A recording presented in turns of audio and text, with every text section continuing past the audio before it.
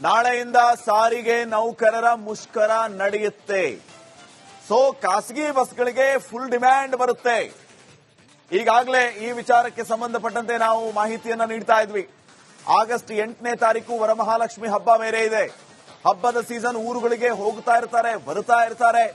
ಊರುಗಳಿಗೆ ಹೋಗೋದಕ್ಕೆ ಈಗಲೇ ಬುಕಿಂಗ್ ಕೂಡ ಮಾಡಿಕೊಳ್ತಾ ಇದ್ದಾರೆ.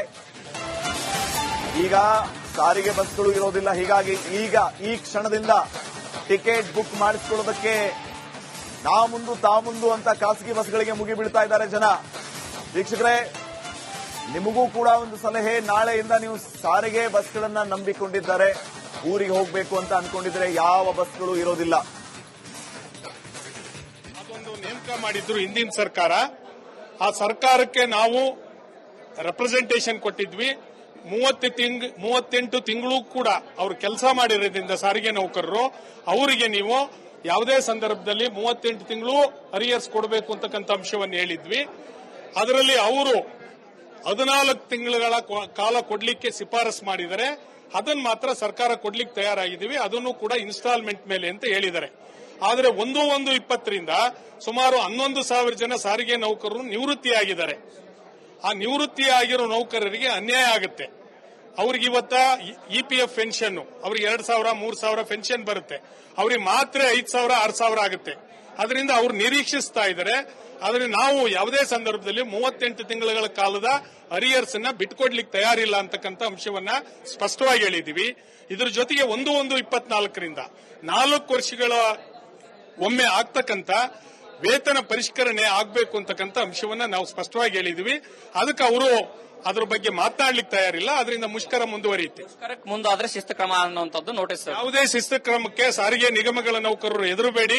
ಜಂಟಿ ಕ್ರಿಯಾ ಸಮಿತಿ ನಿಮ್ ಜೊತೆ ಇದೆ. ಯಾವುದೋ ಗೊಡ್ಡು ಬೆದರಿಕೆಗಳಿಗೆ ಅಂಜಬೇಡಿ, ಹಳುಕಬೇಡಿ. ನಿಮ್ಮ ಹಕ್ಕುಗಳನ್ನು ಉಳಿಸಿಕೊಳ್ಳಿಕ್ಕೆ ನೀವು ಮುಷ್ಕರವನ್ನ 100ಕ್ಕೆ 100 ಯಶಸ್ವಿ ಮಾಡಿ ಅಂತ ಮನವಿ ಮಾಡ್ತೀವಿ. ಇದಿಷ್ಟು ಮುಖಂಡರಾದಂತಹ ಮಂಜುನಾಥ್ ಅವರ ಮಾತಾಗಿದೆ. ಕ್ಯಾಮರಾ ಪರ್ಸನ್ ಮಂಜುನಾಥ್ ಜೊತೆ ಹನುಮಂತ ದುರ್ಗದ್, ಆರ್ ಕನ್ನಡ, ಬೆಂಗಳೂರು. ಈ ಬಗ್ಗೆ ಇನ್ನಷ್ಟು ಮಾಹಿತಿ ಕೊಡೋದಕ್ಕೆ ಪ್ರತಿನಿಧಿ ಮುತ್ತಪ್ಪ ಈಗ ಮೆಜೆಸ್ಟಿಕ್ ನಿಂದ ನೇರ ಸಂಪರ್ಕದಲ್ಲಿ ಜಾಯ್ನ್ ಆಗಿದ್ದಾರೆ. ಮುತ್ತಪ್ಪ, ಮೆಜೆಸ್ಟಿಕ್ ನಲ್ಲಿ ಈಗ ಹೇಗೆ ಪರಿಸ್ಥಿತಿ ಇದೆ? KSRTC ಬಸ್, ನೀವು ಇರುವಂತಹ ಮೆಜೆಸ್ಟಿಕ್ ನ ಎದುರುಗಡೆ KSRTC ಬಸ್ ಸ್ಟಾಪ್ ಕೂಡ ಇರುತ್ತೆ, ಅಲ್ಲಿ ಲಾಂಗ್ ರೂಟ್ ಬಸ್ಗಳಿರುತ್ತೆ. ಬಹುಶಃ ಇನ್ನು ಮೇಲೆ ಜನ ಮುಗಿ ಬೀಳ್ತಾರೆ. ಕಾರಣ ಇವತ್ತು ಮಧ್ಯರಾತ್ರಿಯಿಂದನೇ ಬಸ್ಗಳು ಇರೋದಿಲ್ಲ ಅನ್ನುವಂತ ಭಯ. ಜನರು ಊರಿಗೆ ಹೋಗ್ಬೇಕು ಅಂತ ಪ್ರೀ ಪ್ಲಾನ್ ಮಾಡ್ಕೊಂಡವ್ರಿಗೆ ಬಸ್ ಸಿಗಲೇ ಇಲ್ಲ ಅಂತಂದ್ರೆ ಏನ್ ಸಮಸ್ಯೆ ಅನ್ನುವಂಥದ್ದು. ಸೊ BMTC ಬಸ್ಗಳು ಇರಲ್ಲ, KSRTC ಬಸ್ಗಳು ಇರಲ್ಲ. ಜನ ಇನ್ನ ಬಸ್ ಸ್ಟ್ಯಾಂಡ್ಗಳಿಗೆ ಮುಗಿ ಬೀಳೋದು ಮೇ ಬಿ ಜಾಸ್ತಿ ಆಗ್ಬೋದು. ವಿವರಿಸಿಯಲ್ಲಿ ವಾತಾವರಣ ಹೇಗಿದೆ ಅಂತ. ಶ್ರೀಪಾದ್, ತಾವು ಹೇಳಿದಾಗೆ ಈ ಒಂದು ಬಂದ್ನ ಎಫೆಕ್ಟ್ ಇವತ್ತಿಂದನೇ ತಟ್ಟುವಂತಹ ಸಾಧ್ಯತೆ ಇದೆ. ಯಾಕಂದ್ರೆ ಉತ್ತರ ಕರ್ನಾಟಕ ಭಾಗದಿಂದ ಬೆಂಗಳೂರಿಗೆ ಬರುವಂತಹ ಬೆಂಗಳೂರು ಬಸ್ಗಳು ಇವತ್ತೇ ಸ್ಥಗಿತಗೊಳ್ಳುವಂತಹ ಸಾಧ್ಯತೆ ಇದೆ. ಯಾಕಂದ್ರೆ ಇದು ಅನಿರ್ದಿಷ್ಟಾವಧಿ ಮುಷ್ಕರ ಆಗಿರುವಂತಹ ಕಾರಣಕ್ಕಾಗಿ ಏನು ಆ ಭಾಗದಿಂದ ಬರುವಂತಹ ಬಸ್ ಚಾಲಕರು ಮತ್ತೆ ವಾಪಸ್ ಹೋಗೋದಕ್ಕೆ ಆಗೋದಿಲ್ಲ. ಹೀಗಾಗಿ ಇವತ್ತಿನಿಂದ ಉತ್ತರ ಕರ್ನಾಟಕ ಭಾಗದಿಂದ ಬೆಂಗಳೂರಿಗೆ ಬರುವಂತಹ KSRTC ಬಸ್ಗಳ ಸಂಚಾರ ಕಂಪ್ಲೀಟ್ ಆಗಿ ಸ್ಥಗಿತಗೊಳ್ಳುವಂತಹ ಸಾಧ್ಯತೆ ಇದೆ. ಜೊತೆಗೆ ಈಗಾಗಲೇ ಸಾರಿಗೆ ಮುಖಂಡರು ಕೂಡ ಹೇಳಿದ್ದಾರೆ, ನಾವು ಇವತ್ತಿನಿಂದ ಅಥವಾ ನಾಳೆಯಿಂದನೇ ಏನು ಬಂದನ್ನ ನಾವು ಮಾಡ್ತೀವಿ ಅಂತ ಹೇಳಿ ಕೂಡ ಸ್ಪಷ್ಟವಾಗಿ ಒಂದು ಸಂದೇಶ ಕೊಟ್ಟಿರುವಂತಹ ಕಾರಣಕ್ಕಾಗಿ ಸರ್ವೇ ಸಾಮಾನ್ಯವಾಗಿ ಈಗ ಮೆಜೆಸ್ಟಿಕ್ ಭಾಗದಲ್ಲಿ ಈ ಪ್ರಯಾಣಿಕರಲ್ಲಿ ಸಾಕಷ್ಟು ಆತಂಕದ ವಾತಾವರಣ ನಿರ್ಮಾಣವಾಗಿದೆ. ಮುಖ್ಯವಾಗಿ ಈ BMTC ಬಸ್ಗಳನ್ನು ಅವಲಂಬಿತರಾಗಿರುವಂತಹ ಜನರು ಪ್ರತಿನಿತ್ಯವೂ ಕೂಡ ಕಾಲೇಜ್ ಆಗಿರಬಹುದು, ಕಾಲೇಜಿನಿಂದ ಮನೆಗೆ ಮತ್ತೆ ಬೇರೆ ಬೇರೆ ಕೆಲಸಗಳಿಗೆ ಹೋಗಬೇಕಾದಂತಹ ಜನ ಇದೇ ಒಂದು ಬಸ್ ಅನ್ನೇ ಅವಲಂಬಿತರಾಗಿದ್ದಾರೆ. ಆದ್ರೆ ಈಗ ಏಕಾಏಕಿ ಬಸ್ ಅನ್ನು ನಾವು ನಾಳೆಯಿಂದ ಓಡಾಡೋದಿಲ್ಲ ಅಂತ ಹೇಳ್ಬಿಟ್ಟಾಗ ಎಲ್ಲರೂ ಕೂಡ ಈಗ ಆತಂಕದಲ್ಲಿದ್ದಾರೆ. ಮತ್ತೊಂದು ಕಡೆ KSRTC ಬಸ್ಗಳನ್ನ ನಂಬಿಕೊಂಡು ಬೇರೆ ಬೇರೆ ಜಿಲ್ಲೆಗಳಿಗೆ ಹೋಗಬೇಕಾದಂತಹ ಜನ ಏನಿದ್ದಾರೆ ಅವರು ಕೂಡ ಈಗಲೇ ಬುಕಿಂಗ್ ಮಾಡ್ಕೊಂಡು ಊರುಗಳಿಗೆ ಹೊರಡುವಂತಹ ಪರಿಸ್ಥಿತಿ ನಿರ್ಮಾಣವಾಗಿದೆ. ಯಾಕಂದ್ರೆ 8ನೇ ತಾರೀಕು ವರಮಹಾಲಕ್ಷ್ಮಿ ಹಬ್ಬ. ಈ ವರಮಹಾಲಕ್ಷ್ಮಿ ಹಬ್ಬದವರೆಗೂ ಕೂಡ ಈ ಮುಷ್ಕರ ನಡೆಯುವಂತಹ ಸಾಧ್ಯತೆ ಇದೆ. ಆಗ್ಲೂ ಕೂಡ ಹೋಗೋದಕ್ಕೆ ಆಗೋದಿಲ್ಲ. ಹೀಗಾಗಿ ಈಗಲೇ ಎಲ್ಲರೂ ಕೂಡ ಖಾಸಗಿ ಬಸ್ಗಳಿಗೆ ಹೋಗಿ ಬುಕಿಂಗ್ ಮಾಡ್ಕೊಳ್ಳುವಂತಹ ಕೆಲಸ ಕೂಡ ಮಾಡ್ತಿದ್ದಾರೆ. ರೈಲ್ವೆ ಟಿಕೆಟ್ ಈಗಾಗಲೇ ಸೋಲ್ಡ್ ಔಟ್ ಆಗಿರುವಂತದ್ದು. ಮುಂದಿನ 1 ವಾರಗಳ ಕಾಲ ಯಾವುದೇ ರೀತಿಯಂತಹ ಟಿಕೆಟ್ ಕೂಡ ಬ್ರೇಕಿಂಗ್ ಅಪ್ಡೇಟ್ ಬರ್ತಾ ಇದೆ, ನೋಡೋಣ.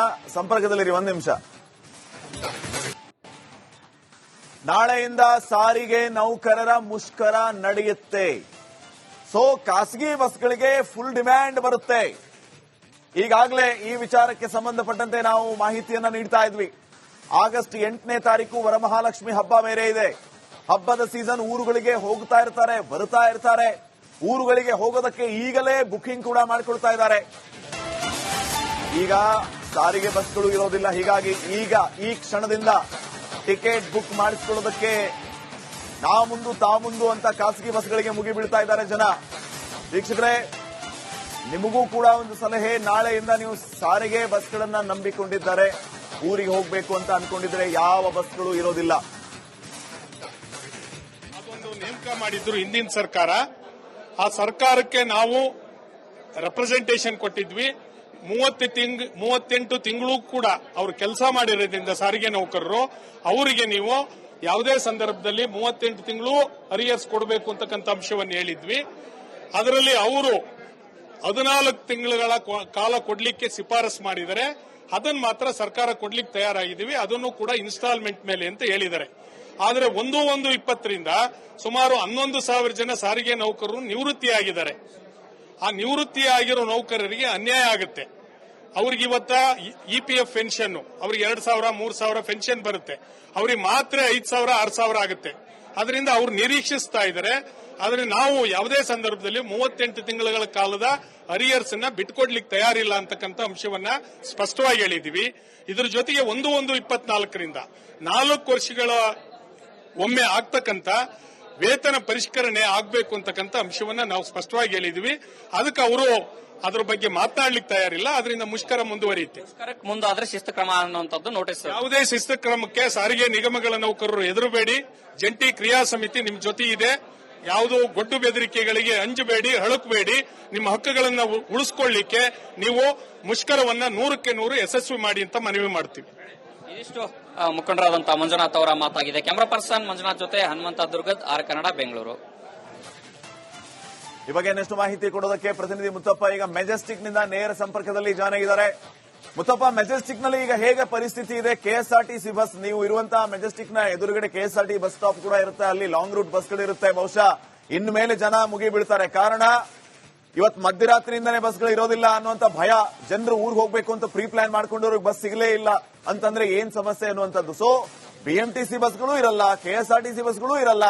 ಜನ ಇನ್ನ ಬಸ್ ಸ್ಟ್ಯಾಂಡ್ಗಳಿಗೆ ಮುಗಿ ಬೀಳೋದು ಮೇ ಬಿ ಜಾಸ್ತಿ ಆಗ್ಬೋದು. ವಿವರಿಸಿಯಲ್ಲಿ ವಾತಾವರಣ ಹೇಗಿದೆ ಅಂತ. ಶ್ರೀಪಾದ್, ತಾವು ಹೇಳಿದಾಗೆ ಈ ಒಂದು ಬಂದ್ನ ಎಫೆಕ್ಟ್ ಇವತ್ತಿಂದನೇ ತಟ್ಟುವಂತಹ ಸಾಧ್ಯತೆ ಇದೆ. ಯಾಕಂದ್ರೆ ಉತ್ತರ ಕರ್ನಾಟಕ ಭಾಗದಿಂದ ಬೆಂಗಳೂರಿಗೆ ಬರುವಂತಹ ಬೆಂಗಳೂರು ಬಸ್ಗಳು ಇವತ್ತೇ ಸ್ಥಗಿತಗೊಳ್ಳುವಂತಹ ಸಾಧ್ಯತೆ ಇದೆ. ಯಾಕಂದ್ರೆ ಇದು ಅನಿರ್ದಿಷ್ಟಾವಧಿ ಮುಷ್ಕರ ಆಗಿರುವಂತಹ ಕಾರಣಕ್ಕಾಗಿ ಏನು ಆ ಭಾಗದಿಂದ ಬರುವಂತಹ ಬಸ್ ಚಾಲಕರು ಮತ್ತೆ ವಾಪಸ್ ಹೋಗೋದಕ್ಕೆ ಆಗೋದಿಲ್ಲ. ಹೀಗಾಗಿ ಇವತ್ತಿನಿಂದ ಉತ್ತರ ಕರ್ನಾಟಕ ಭಾಗದಿಂದ ಬೆಂಗಳೂರಿಗೆ ಬರುವಂತಹ KSRTC ಬಸ್ಗಳ ಸಂಚಾರ ಕಂಪ್ಲೀಟ್ ಆಗಿ ಸ್ಥಗಿತಗೊಳ್ಳುವಂತಹ ಸಾಧ್ಯತೆ ಇದೆ. ಜೊತೆಗೆ ಈಗಾಗಲೇ ಸಾರಿಗೆ ಮುಖಂಡರು ಕೂಡ ಹೇಳಿದ್ದಾರೆ, ನಾವು ಇವತ್ತಿನಿಂದ ಅಥವಾ ನಾಳೆಯಿಂದನೇ ಏನು ಬಂದನ್ನ ನಾವು ಮಾಡ್ತೀವಿ ಅಂತ ಹೇಳಿ ಕೂಡ ಸ್ಪಷ್ಟವಾಗಿ ಒಂದು ಸಂದೇಶ ಕೊಟ್ಟಿರುವಂತಹ ಕಾರಣಕ್ಕಾಗಿ ಸರ್ವೇ ಸಾಮಾನ್ಯವಾಗಿ ಈಗ ಮೆಜೆಸ್ಟಿಕ್ ಭಾಗದಲ್ಲಿ ಈ ಪ್ರಯಾಣಿಕರಲ್ಲಿ ಸಾಕಷ್ಟು ಆತಂಕದ ವಾತಾವರಣ ನಿರ್ಮಾಣವಾಗಿದೆ. ಮುಖ್ಯವಾಗಿ ಈ BMTC ಬಸ್ಗಳನ್ನು ಅವಲಂಬಿತರಾಗಿರುವಂತಹ ಜನರು ಪ್ರತಿನಿತ್ಯವೂ ಕೂಡ ಕಾಲೇಜ್ ಆಗಿರಬಹುದು, ಕಾಲೇಜಿನಿಂದ ಮನೆಗೆ ಮತ್ತೆ ಬೇರೆ ಬೇರೆ ಕೆಲಸಗಳಿಗೆ ಹೋಗಬೇಕಾದಂತಹ ಜನ ಇದೇ ಒಂದು ಬಸ್ ಅನ್ನೇ ಅವಲಂಬಿತರಾಗಿದ್ದಾರೆ. ಆದ್ರೆ ಈಗ ಏಕಾಏಕಿ ಬಸ್ ಅನ್ನು ನಾವು ನಾಳೆಯಿಂದ ಓಡಾಡೋದಿಲ್ಲ ಅಂತ ಹೇಳ್ಬಿಟ್ಟಾಗ ಎಲ್ಲರೂ ಕೂಡ ಈಗ ಆತಂಕದಲ್ಲಿದ್ದಾರೆ. ಮತ್ತೊಂದು ಕಡೆ KSRTC ಬಸ್ಗಳನ್ನ ನಂಬಿಕೊಂಡು ಬೇರೆ ಬೇರೆ ಜಿಲ್ಲೆಗಳಿಗೆ ಹೋಗಬೇಕಾದಂತಹ ಜನ ಏನಿದ್ದಾರೆ ಅವರು ಕೂಡ ಈಗಲೇ ಬುಕಿಂಗ್ ಮಾಡ್ಕೊಂಡು ಊರುಗಳಿಗೆ ಹೊರಡುವಂತಹ ಪರಿಸ್ಥಿತಿ ನಿರ್ಮಾಣವಾಗಿದೆ. ಯಾಕಂದ್ರೆ 8ನೇ ತಾರೀಕು ವರಮಹಾಲಕ್ಷ್ಮಿ ಹಬ್ಬ. ಈ ವರಮಹಾಲಕ್ಷ್ಮಿ ಹಬ್ಬದವರು ಕೂಡ ಈ ಮುಷ್ಕರ ನಡೆಯುವಂತಹ ಸಾಧ್ಯತೆ ಇದೆ. ಆಗ್ಲೂ ಕೂಡ ಹೋಗೋದಕ್ಕೆ ಆಗೋದಿಲ್ಲ. ಹೀಗಾಗಿ ಈಗಲೇ ಎಲ್ಲರೂ ಕೂಡ ಖಾಸಗಿ ಬಸ್ಗಳಿಗೆ ಹೋಗಿ ಬುಕಿಂಗ್ ಮಾಡ್ಕೊಳ್ಳುವಂತಹ ಕೆಲಸ ಕೂಡ ಮಾಡ್ತಿದ್ದಾರೆ. ರೈಲ್ವೆ ಟಿಕೆಟ್ ಈಗಾಗಲೇ ಸೋಲ್ಡ್ ಔಟ್ ಆಗಿರುವಂತದ್ದು. ಮುಂದಿನ 1 ವಾರಗಳ ಕಾಲ ಯಾವುದೇ ರೀತಿಯಾದಂತಹ ಬ್ರೇಕಿಂಗ್ ಅಪ್ಡೇಟ್ ಬರ್ತಾ ಇದೆ, ನೋಡೋಣ. ಸಂಪರ್ಕದಲ್ಲಿರಿ, 1 ನಿಮಿಷ.